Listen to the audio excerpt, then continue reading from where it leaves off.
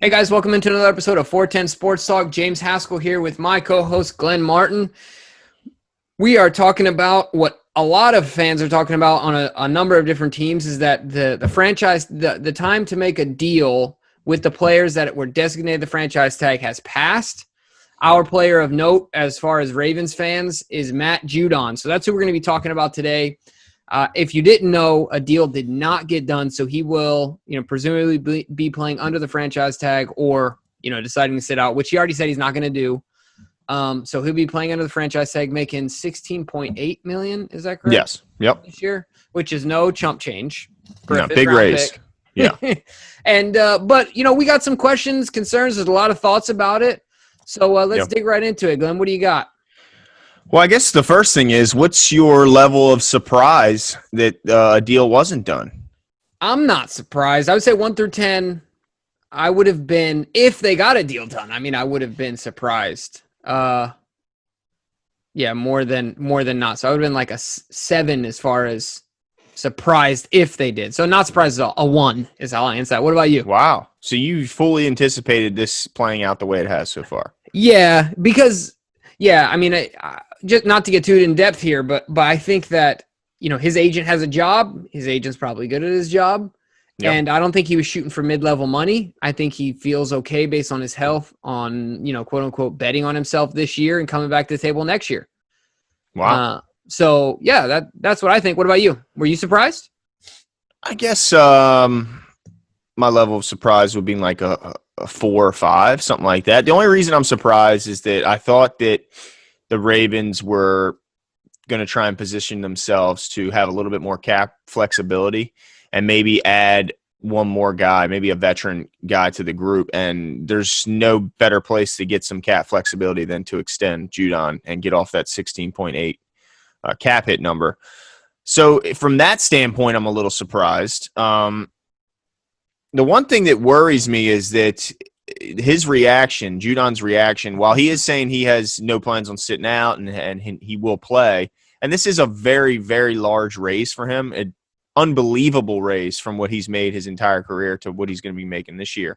But I guess, do you worry at all that this, in the long run, if the Ravens do choose to sign him after this season, that he could hold this against the team and this could cost the Ravens in the long run? Yeah, I could tell you what, I know I'd do it. If I go out there and have a career high in sacks, I'm coming out the tail and I'm not saying a thing. I'm walking in like Michael Scott with the Michael Scott Paper Company, and they're going to give me their first officer. They're not even going to be able to get it out of their mouth, and I'm just going to say, no, what's your second offer? That's right. A better one. For sure. I think that there's a gamble on both sides because he's, they've, I'm sure, made him an offer. I don't think that they didn't want to make him any sort of offer, but he obviously wasn't okay with it. So he decided to say no to that offer, and the Ravens didn't pony up. So I think both are taking a calculated risk here, and it's going to be interesting to see who wins. At the end of the day, I think as long as he stays a Raven for a reasonable amount of money, both parties win. Yeah, well, that's true, but I guess the question we have to try and figure out, the answer that we won't be getting is, what is his expectations? How does he and his agent value, him as a player, and how much money do you think they would get? So I guess the way I look at it is he going to get Zadarius Smith type money, which is essentially very similar annually that he's going to be making under the franchise tag. And then if you look at more of a lower end version of what he could be looking at, maybe you look at what Kyle Van Noy just got from the Miami Dolphins, which was $51 million overall with $12.7 annually. They are going to regret the heck out of that contract. Well, I mean, look, the people apparently look at him as he's a great leader and he plays with a high motor and similar stuff to what you hear from Judon. Yeah. So the question, does he want, the low end, Kyle Van Noy? Is he going to settle there? Does he want more of a, pretty high end Zadarius Smith? He's not going to get anywhere near Khalil Mack, I can tell you that much, because holy jeepers, $141 million. That's a lot of money. But, yeah, so I guess the expectations, we don't really know what they are. But I think if he thinks he's going to get up anywhere near the Von Miller, DeMarcus Lawrence, and Khalil Mack, then he's mistaken. But if he's asking for Zadarius Smith type money and he puts up double-digit sacks this year, he certainly has a leg to stand on going into negotiations next year. And when you look at his career trajectory thus far, there's no reason why he shouldn't be hitting double-digit sacks. Now, if he plays under that $16 million cap and he puts up 7 sacks next year, let's say he puts up same similar year that he had this past year, where he had 9.5, I think it was. Yeah, 9.5. Yep. If he gets 9.5 sacks and he plays pretty good against the run, not spectacular, but good, and he does basically what Judon's been doing, do you think he earns a contract then, or do you think he's let to go test the market? I think if he does the same to what he did this year with an improved group of guys around him, I think they let him go test the waters. Yeah. I mean, think about it. He's got a Pro Bowl interior guy coming in, Derek Wolfe coming in. We did well at drafting some big bodies up front that are athletic and can take up some blocks. I think you mentioned this a couple in our defensive recap or, preview into the draft, into camp. He's going to have a lot of opportunities to go one-on-one. Yep. And so this is, I kind of want to have an exercise for you here, because I feel like a lot of you viewers out there, I think there's going to be people that strike a lot of feelings about Judon. I think he's kind of a lightning rod inside the fan base, as far as you love him or you're cold on him, right? I don't think it's too many people that are like, nah. I think there's some people who really love him. So I kind of want to go this exercise, and you just tell me yes or no quickly. All right, Glenn? Yeah. You mentioned it. So Myles Garrett, 125, 5 years, $25 million annually, $100 million, or $100 million guaranteed. You taking him? You paying Judon that? No. Khalil Mack, you mentioned his numbers. No. DeMarcus Lawrence, let's keep going. $65 million guaranteed, 21 yearly average, No. $48 million guaranteed. Nope. All right, we're getting a little closer though. Frank Clark, 20. No, still no. 20 million. No. Now annually, no. I see. That's where I think Judon's number is. I think that's what he came to the table with. I think that's what he wanted. I don't think he wanted any lower than that, because there's a couple things you got to keep in mind. Judon is a year older than Zadarius Smith. He is. Yep. So he's a little bit older. So, all right, what about Von Miller's getting 19 annually and $42 million guaranteed? Does that tickle your fancy a little bit? I mean, absolutely not. Like I mentioned before, I think Zadarius Smith is right where I think he should be. That's like the top of the line, because very similar players. Obviously, not just because they came from the Ravens, but if you look at their numbers, very similar type numbers. I don't think there's any way you pay him quarterback type money like the rest of the guys you mentioned are making. No chance. And you brought up Wink, and I think that's important because Wink is very flexible. He's not a DC that needs, all right, I need this guy. I need like a great end. I need a great middle. I need a great – whatever you give him, he'll make the best out of it. Exactly. He will make the best out of it. And he showed that last year by blitzing at a ridiculous rate, more than pretty much any team in history, because he knew he didn't have those guys that could win, on a four-man rush. He had to rely on the talented back end. And I think when you have that DC, when you have a system that's, they stress how it's easy to learn and all that, and you have a DC that's willing to mold and adapt his style of coaching to his personnel, I don't think you invest that kind of cap room into a DN unless he's something that's so unbelievably special, that's undeniable. Then yeah, and I don't think Judon has showed that. It's not like he's had like the Terrell Suggs career trajectory that you would say it's a no-brainer. You definitely sign him. He hasn't had that. So I think the Ravens are smart in doing what they did. They're a win now team. They're a team that can't afford to get worse on paper. And they know what they get from the guy. The guy's going to play with high motor. He's gonna be pretty good against both the pass and the run. He's not just a one-dimensional type player.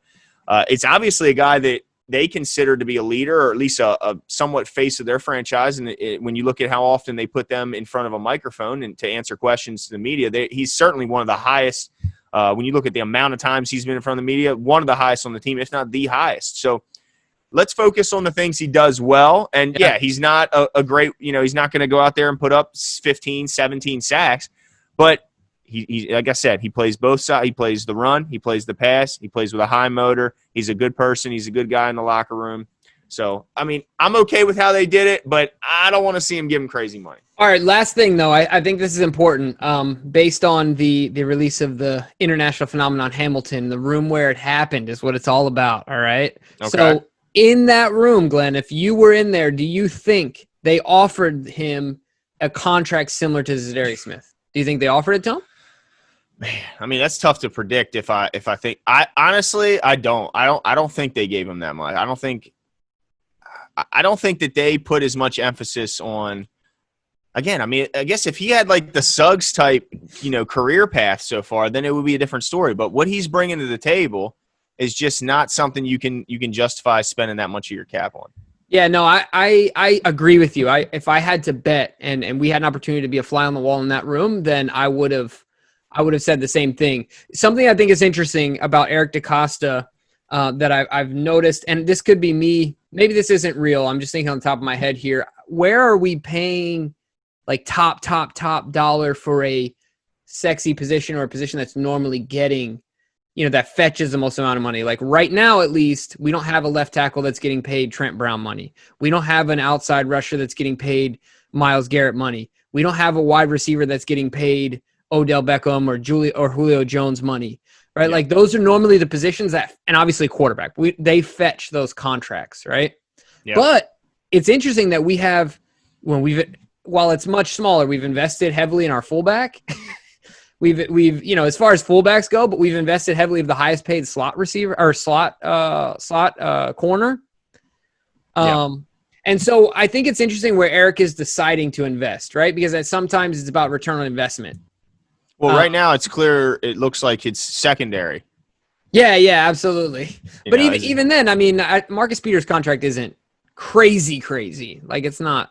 No, not for what you're getting in return. It's right. Which is one of the top corners in the league. It's definitely not. But I think Ronnie Stanley might be changing that for us because I would not be surprised to see them extend him and give him big money long term. But yeah, I mean, it's interesting because with Eric DaCosta, we don't really know. We can't predict him to act like Ozzie. We can't predict him to just do Ozzie things because even though he's been learning under him, he's still shown that he will do things quite a bit differently than Ozzie would have. So yeah, it's going to be interesting to see. But ultimately, if Matt Judon shows out and continues to go on that path he's going, which would lead him to about 12 sacks this year, hopefully they come to some sort of middle ground and come to an agreement because I'd like to see him pay.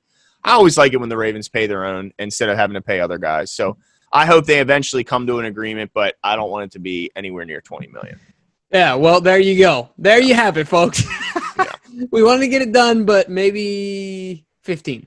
Maybe. Yeah, there you go. That's fine. Yeah. Something like that. So hopefully it works out for both parties. And like you said, hopefully we get the most motivated Matt Judon that we've ever seen this year with the fact that we're going on a Super Bowl run here and we have a real opportunity.